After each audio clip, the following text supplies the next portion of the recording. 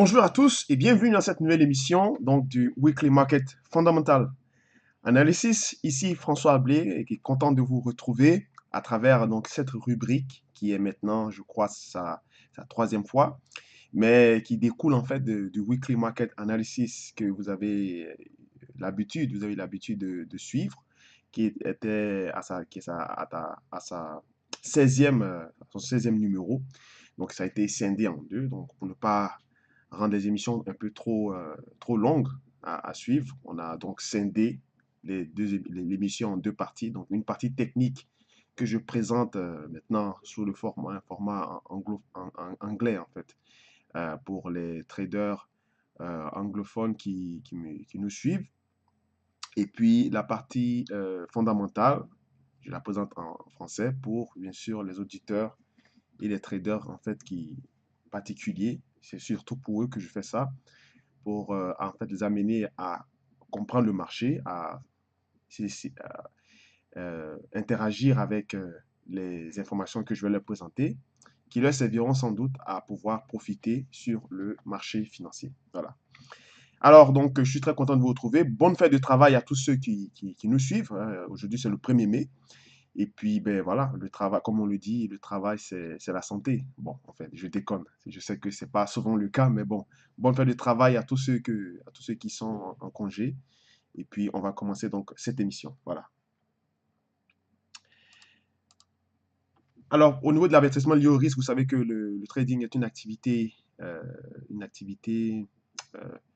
très lucrative, en effet, mais aussi qui peut aussi s'avérer très impitoyable au niveau de vos capitaux. Donc, il faudrait prendre des mesures il faut être averti, il faut prendre son temps pour apprendre graduellement sur les marchés financiers. Il ne faut pas brûler les étapes.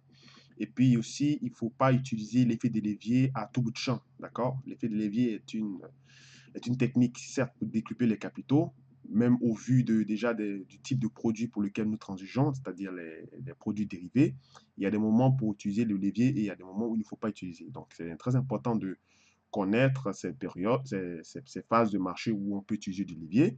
Si c'est quelque chose qui, bien sûr, vous intéresse, je vous invite cordialement à rentrer en contact avec le JSTA, donc Global Street Trader Academy, que vous pouvez retrouver sur la page actuellement officielle que vous êtes Facebook ou aussi sur la chaîne YouTube en laissant un commentaire en dessous de l'une de nos vidéos ou en venant directement nous contacter via, bien sûr, Facebook dans la rubrique envoyer message ou bien apprendre plus comme learn more ou bien contact us, donc contactez-nous pour justement voir comment on va s'organiser pour votre encadrement sur les marchés financiers et votre accompagnement. Voilà. Au-delà de ça, je vous remercie encore attentivement je vous remercie de suivre attentivement nos émissions et également d'y trouver un certain intérêt. Voilà.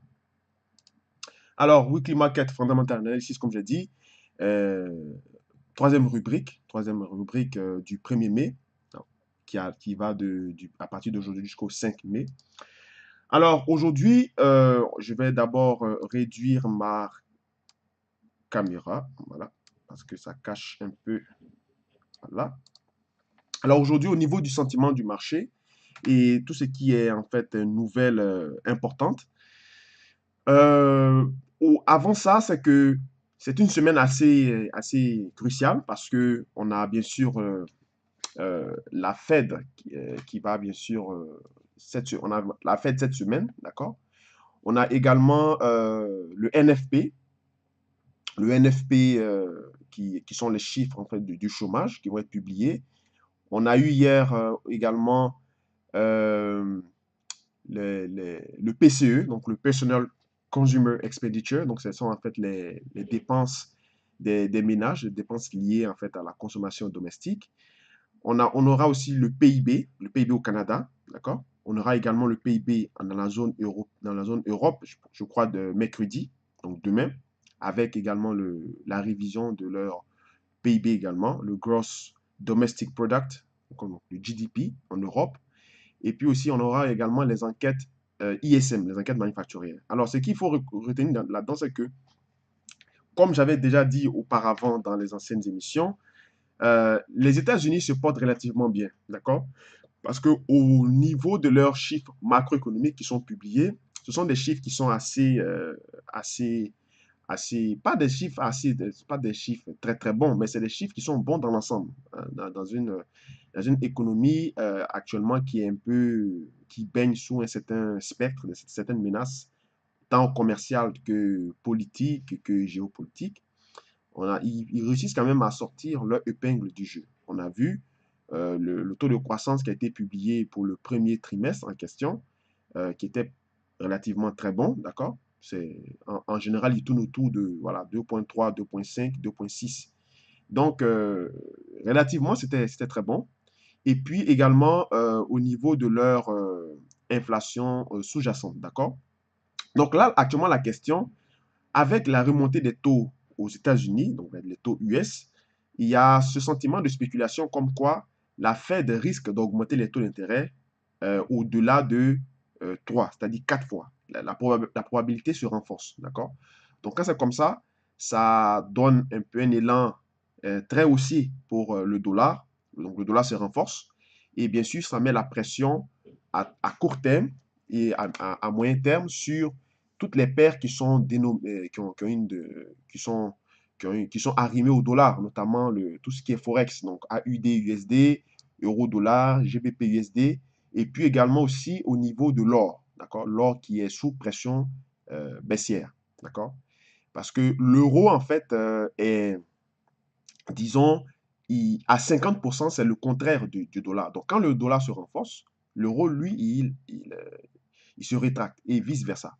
Ça, c'est la première chose à retenir. La deuxième chose, c'est que la Chine a commencé à augmenter ses réserves, ses réserves, ses, ses réserves les réserves de son panier de devises euh, au niveau c'est-à-dire dans chaque banque, vous avez chaque banque, donc chaque banque a un panier de devises, c'est-à-dire un panier de devises en yen, pardon, en euros, en pesos et consorts. Donc la Chine a commencé à augmenter, elle, ses réserves d'avoir au niveau du dollar, bien sûr, et puis dans quelques paires exotiques, d'accord?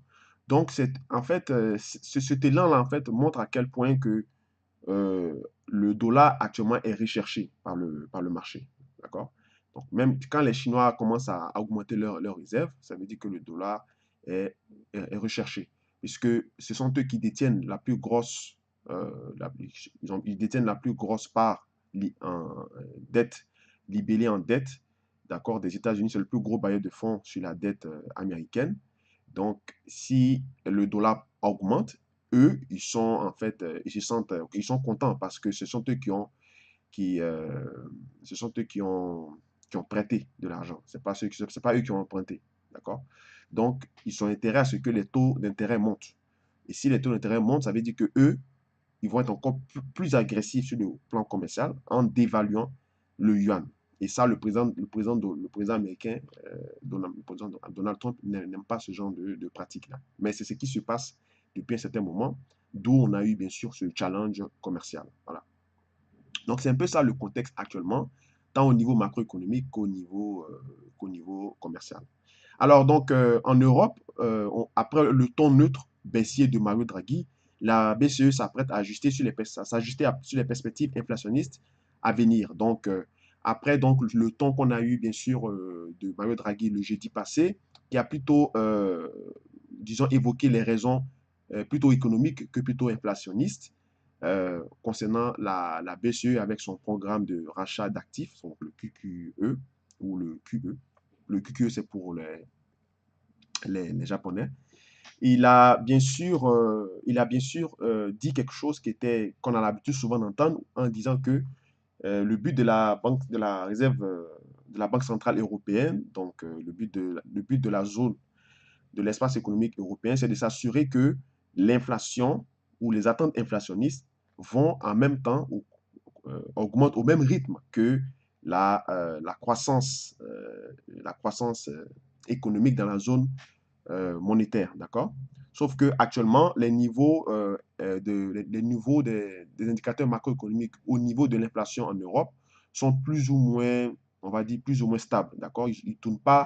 ils ne sont pas autour de leur, ils sont pas, je ne pense pas qu'ils vont atteindre la fourchette de 2%, qui est l'objectif consensuel au niveau de la finance mondiale, mais ils vont peut-être tourner autour des 2%, donc 1,9, 1,6, 1,7 à peu près, d'accord? Donc c'est de ça qu'il a parlé. Donc cela veut dire qu'en fait c'est une croissance, disons, plus ou moins stable, plus ou moins en termes de publication de chiffres macroéconomiques. C'est une croissance en fait qui va suivre le rythme de progression de l'inflation. D'accord? Et à cela, donc, les indices majeurs européens, donc, compte tenu de son ton qu'il a utilisé, compte tenu les mots qu'il a choisis pour rassurer le marché en termes de sur la performance économique de la zone européenne, avec ce ton, ça a renforcé, bien sûr, les indices européens, notamment le CAC 40, notamment disons, le DAX, d'accord? Le FTSE ne suit pas la BCE, mais est influencé par les discours de la Banque centrale européenne, d'accord? Puisque la Banque d'Angleterre a son propre fonctionnement, d'accord? Et puis également, ils ont leur propre indice, qui est le FTSE. Mais lorsque les indices européens, comme l'Eurostock, le DAX et puis le CAC, sont tirés vers le haut, en général, euh, le FTSE suit, en fait. Ils suivent le mouvement. Donc, c'est un peu un genre de disons, c'est comme du systémique, en fait. Voilà. Donc, c'est ça. Donc, les bancaires, le luxe, LVMH, la flambée des prix du pétrole, donc le Brent qui prend encore, qui s'envole, et puis le ralentissement des valeurs des devises monétaires, comme l'euro, hein, l'euro qui régresse, compte tenu du fait que le dollar se renforce, ont permis donc aux indices européens, notamment le CAC 40 et aussi le DAX, à pouvoir ouvrir en hausse dans le courant de la semaine, au début de semaine, donc hier et également aujourd'hui. Alors, en Amérique, donc dans l'espace nord-américain, la valeur totale nette des positions short sur le dollar par les hedge funds est passée de 51,8 milliards, on va dire 52 milliards, à 44 milliards. Donc, il y a eu une baisse de 8 milliards. Alors ce qu'il faut comprendre ici, c'est que ce n'est pas que c'est-à-dire que la plupart des hedge funds, la plupart des gros fonds, les fonds institutionnalisés, ont déjà, en fait, disons, avaient déjà euh, pris des positions sur la baisse du dollar, d'accord? À un horizon de long terme, court, moyen terme, d'accord? Moyen terme, long terme, on va dire. Parce que vous avez remarqué qu'à chaque fois, on avait des pressions baissières lorsque le dollar cherchait à plutôt sortir de son range. Et quand le dollar est sorti de son range, compte tenu bien sûr de l'augmentée des taux US inattendus, les gérants de fonds ont retiré, d'accord, ils ont retiré une partie de leur position, donc ils ont coupé une partie de leur position, ils ont retiré euh, ils ont retiré du marché les positions qu'ils avaient dû mettre concernant sur le dollar en position short, d'accord? Mais ça ne veut pas dire qu'ils sont maintenant haussiers. Ça veut dire simplement que c'est comme, par exemple, comme quand nous on trade, quand on voit on a pratiquement, on aura peut-être tort dans cette position, qu'est-ce qu'on peut faire au lieu de retirer totalement ou de couper notre position à perte? On peut diminuer la taille de notre position. Donc, si on était rentré par exemple à 10 000 sur l'euro-dollar, on peut couper par exemple on va dire, on coupe 66 000, puis on garde 4 000 pour laisser courir. Donc, ça allège donc notre risque de perte potentielle si éventuellement on a tort. D'accord? Donc, c'est ce que ces gérants de fonds ils ont fait. Ils ont réduit la taille de leur position short sur le dollar. Ça ne veut pas dire qu'ils sont plus short. Ils sont toujours placés short, mais ils ont commencé à retirer euh, ils ont commencé à retirer, donc diminuer la taille de leur position short. Voilà. Donc ça, c'est dû également aux anticipations sur la possible remontée des taux, d'accord, aux États-Unis. Et puis également aussi dû en fait, c'est aussi d'un point de vue structurel, comme quand on voit la progression du dollar à partir de février jusqu'à maintenant, on voit que le dollar a été parmi la paire la plus recherchée. D'accord? Donc, c'est pour ces raisons-là que la plupart des gros hedge funds, la plupart des fonds d'investissement hein, qui spéculent en fait sur le dollar ont réduit au total l'ensemble de leurs positions sur le dollar en question de 52 milliards à 44 milliards. Donc, il y a eu un recul de 8 milliards. Voilà.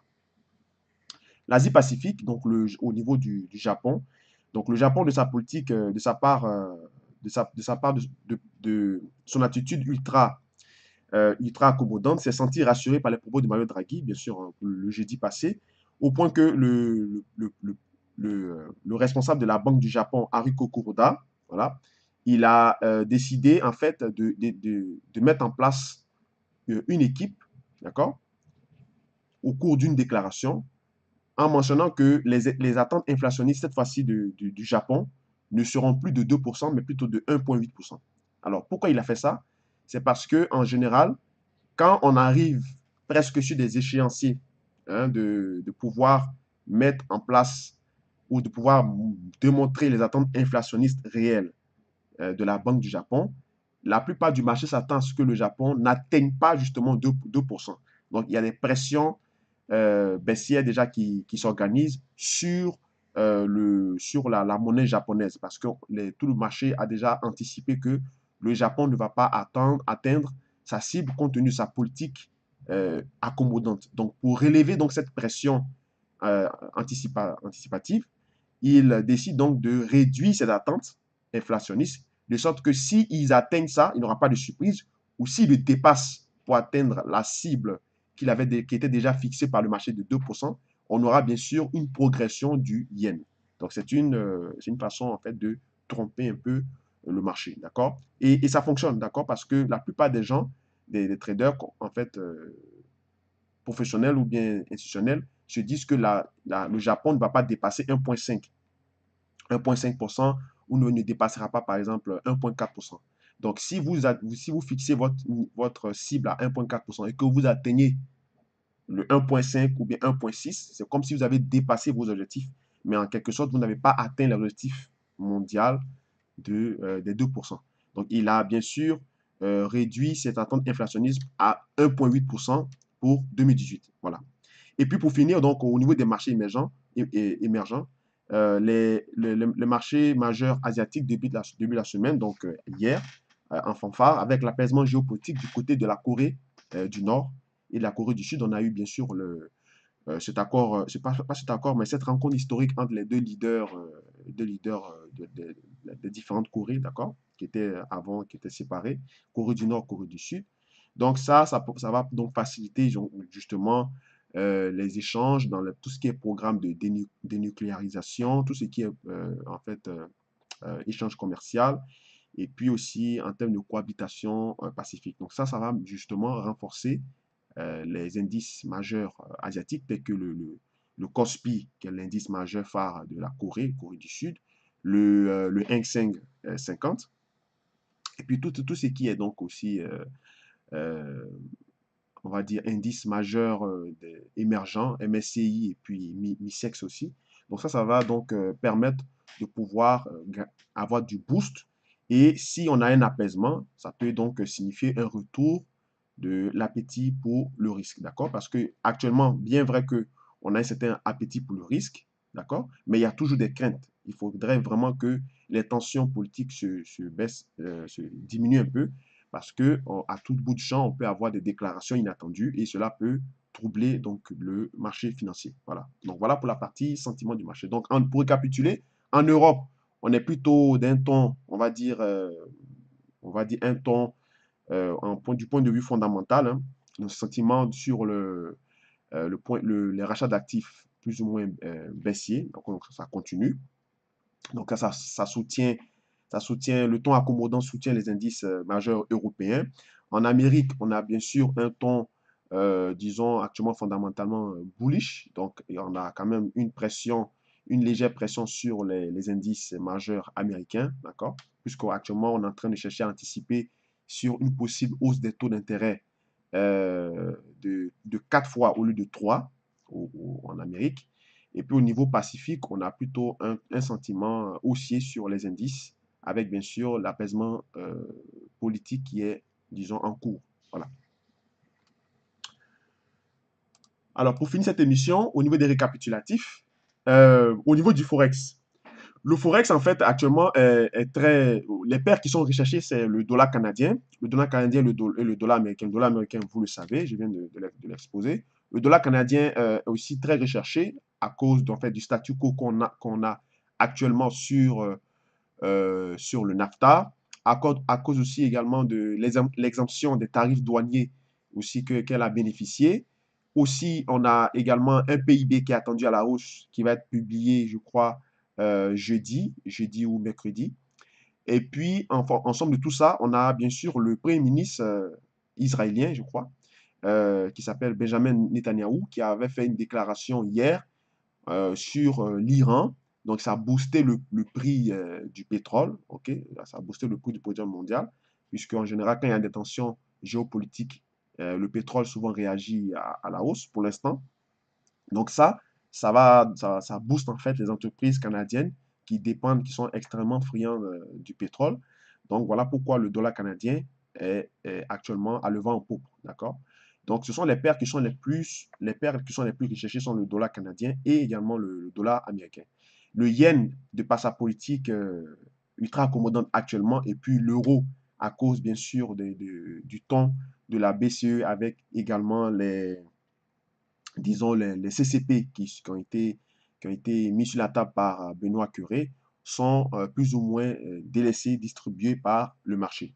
Au niveau des indices, on semble assister à un retour de l'inflation. Donc, la hausse du pétrole qui est actuellement en cours peut être est mauvaise pour les obligations parce que quand les taux d'intérêt montent en général, les obligations sont plus très intéressantes à les détenir. La dette coûte de plus en plus cher à court terme et à moyen terme. Et ça implique aussi une politique monétaire restrictive. Donc, c'est-à-dire, ça implique à la Fed d'être un peu plus agressif sur le marché, donc de faire un resserrement monétaire à travers la hausse des taux d'intérêt et retirer, bien sûr, la quantité déjà un peu trop de la monnaie en circulation dans l'économie. Donc, pour récapituler donc cette émission, donc au niveau si vous êtes sur le Forex, bien sûr, les paires qui sont actuellement recherchées c'est le dollar, en tout cas à court terme. Du point de vue technique, on a vu hier, on est dans un canal descendant. Et vous savez qu'en général, au niveau des canaux, tant qu'on ne sort pas du canal, on est baissier, mais on a plus ou moins le sentiment qu'on va sortir par le haut, puisqu'on a vraiment clôturé, le week-end passé avec une énorme bougie, donc en hausse. Et puis aussi, on avait cassé le range intermédiaire depuis janvier qui avait été mis en place fin décembre, début janvier par le dollar. Donc, on a cassé ce range. Donc, on est sorti du range et on est en train de chercher à attaquer justement les niveaux plus hauts au niveau du dollar, dû en fait au contexte macroéconomique qu'il y a actuellement, c'est-à-dire bons chiffres au niveau de la macro et également croissance des rendements obligataires de 10 ans à 3%, qui sont en fait des niveaux historiques depuis près de 7 ans, je crois. Donc, ces facteurs-là, en fait, renforcent le dollar à court et voire même à moyen terme. Mais il ne faut pas oublier que les effets saisonniers aussi peuvent jouer sur le dollar, sur les différents indices ou les différents produits actuellement qui sont en train de consolider, notamment l'or, parce qu'en général, en mai, on a le dicton qu'on dit sell in May and go away, d'accord? Alors, si on a un sell in May and go away, cela veut dire qu'on aura bien sûr tout simplement un transfert de flux en fait, des indices. Les investisseurs vont retirer leur argent des indices pour aller le mettre dans les matières premières, notamment l'or, et puis le pétrole bien, qui va se stabiliser compte tenu bien sûr de la faiblesse en fait, ou bien du retracement qu'on peut assister sur le dollar à moyen et à long terme. Voilà. Donc, c'est donc la morale de l'histoire, comme quoi le lien entre le pétrole et l'or n'est pas souvent dû en fait à des effets géopolitiques. Il peut être aussi lié aussi à des effets purement et techniquement, d'accord, purement technique et aussi purement macroéconomique, d'autant plus que lorsqu'on a une progression forte, une forte accélération, puisque actuellement le marché price pour une quatrième hausse des taux d'intérêt sur le dollar. Mais si cette quatrième hausse qui est pricée se voit encore réduit à 3, on va avoir une déception, bien sûr, sur le dollar. Et cela peut, bien sûr, faire profiter l'or qui, présentement, qui descend à 1310, 1315. Personnellement, moi, je l'attends à 1300 pour rentrer en position parce que c'est le seuil psychologique mondial que la plupart des investisseurs attendent. Et il va falloir être patient. Sinon, à part ça, c'est ce qu'il faut retenir donc de cette émission. Merci encore d'avoir suivi cette émission, cette intervention. Donc, je vous donne rendez-vous pour les prochaines émissions, notamment le live scalping et également pour aussi l'émission du vendredi. C'était François Ablé, donc du GSTA Canada. Il est présentement 8h25. Merci, au revoir.